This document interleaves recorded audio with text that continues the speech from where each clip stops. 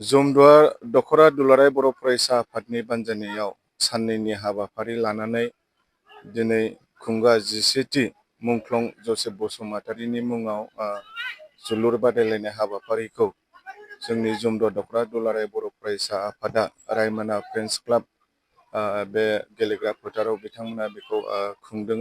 दिनैनिफ्राय जागायबाय। बेयो साननैनि टुर्नामेन्ट जागोन।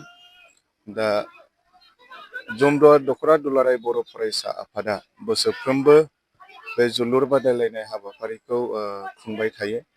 बिनि गुबै ओंथिया बेनो जे मुंख्लं जसेफ बसुमतारि जाय बिथाङा दुलाराय बर' फरायसा आफादनि सोमावसारनायाव बड'लेण्ड आन्दालनाव मैखोम भाबै बाहागो लानानै बिथाङा गावनि बेसेन गोसा जिउखौ बाउसोमलांदोंमोन।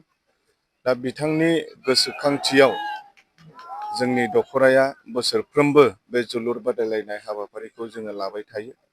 खार'ना बेनो जे दुलाराय बर' फरायसा आफादनि जे मावथांखिफोर दङ, बर' हारिखौ बुहुमाव गेरेमसा हारि हिसाबै गायसनलांनांगौनि थाखाय मोनफ्रोमबो बिथिङाव जाहाथे जोङो जौगालांनो हायो।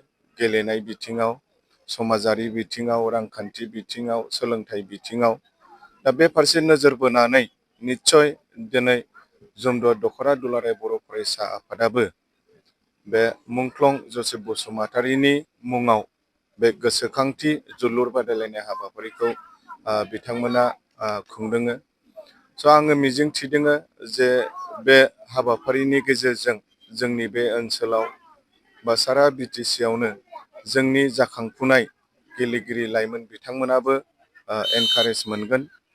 आरो जोङो नुबाय थादों जे जोंनि BTC हालामाव दायो गोबां बेबादि गेलेमु बिथिङाव जोङो गाव गावनि इयुनखौ दानानै लानो थाखाय जोंनि BTC सरकाराबो खाबु होबाय थादों।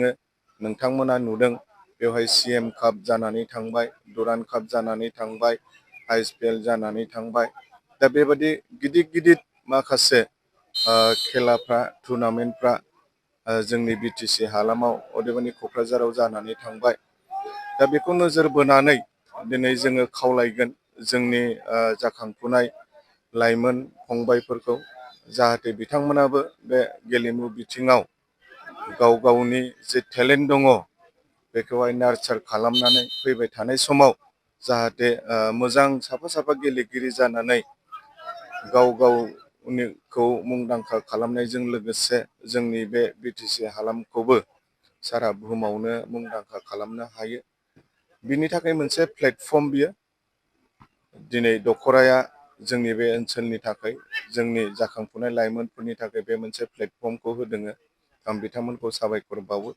दा आं बेखौल' खावलायगोन जोंनि लाइमोनफोरखौ जाय बिथांमोना गेलेमु बिथिङाव इन्टारेस्ट दङ जाहाथे बिथांमोना मोजाङैनो मोजां गेलेनानै गाव गावखौनो साफा साफा मोजां गेलेगिरि महरै गायसनलांनो हायो।